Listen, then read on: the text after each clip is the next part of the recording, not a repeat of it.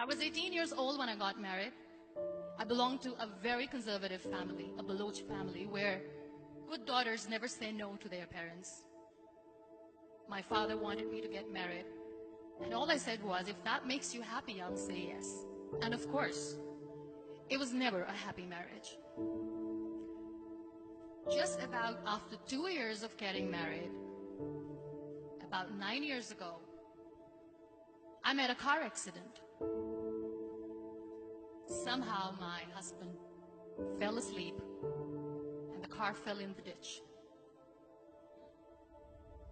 He managed to jump out, saved himself. I'm happy for him. But I stayed inside the car and I sustained a lot of injuries. The list is a bit long. Radius ulna of my right arm were fractured. The wrist was fractured. Shoulder bone and collarbone were fractured. My whole rib cage got fractured.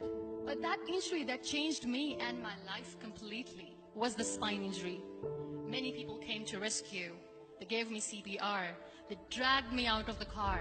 And while they were dragging me out, I got the complete transection of my spinal cord. Those 2.5 months in the hospital were dreadful. I was at the verge of despair.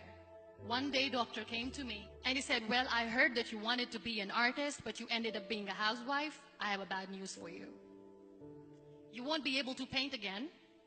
Next day, doctor came to me and said, your spine injury is so bad, you won't be able to walk again.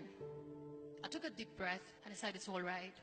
Next day, doctor came to me and said, because of your spine injury and the fixation that you have in your back, you won't be able to give birth to a child again. That day, I was devastated.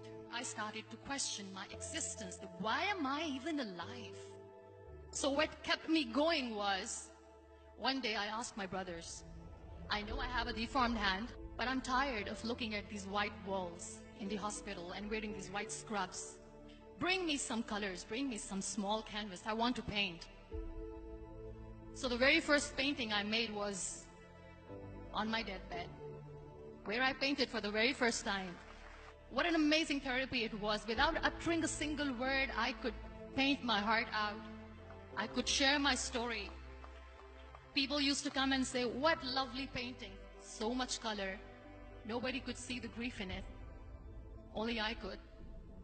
And that day I decided that I'm going to live life for myself. I am not going to be that perfect person for someone. I am just going to take this moment and I will make it perfect for myself. That I'm going to fight my fears. So I wrote down one by one all those fears. And I decided that I'm going to overcome these fears one at a time. You know what was my biggest fear? Divorce. But the day I decided that this is nothing but my fear, I liberated myself by setting him free. And I made myself emotionally so strong that the day I got the news that he's getting married, I sent him a text that I'm so happy for you and I wish you all the best. And he knows that I pray for him today. Number 2 was, I won't be able to be a mother again. And that was quite devastating for me. But then I realized there are so many children in the world, all they want is acceptance. So there is no point of crying, just go and adopt one. And that's what I did.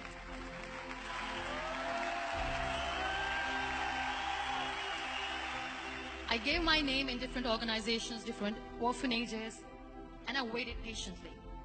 2 years later, I got this call from a very small city in Pakistan. I got a call and they said, are you Muniba Mazari? There is a baby boy and would you like to adopt? I could literally feel the labor pain. I said, yes, yes, I am going to adopt him. I am coming to take him home.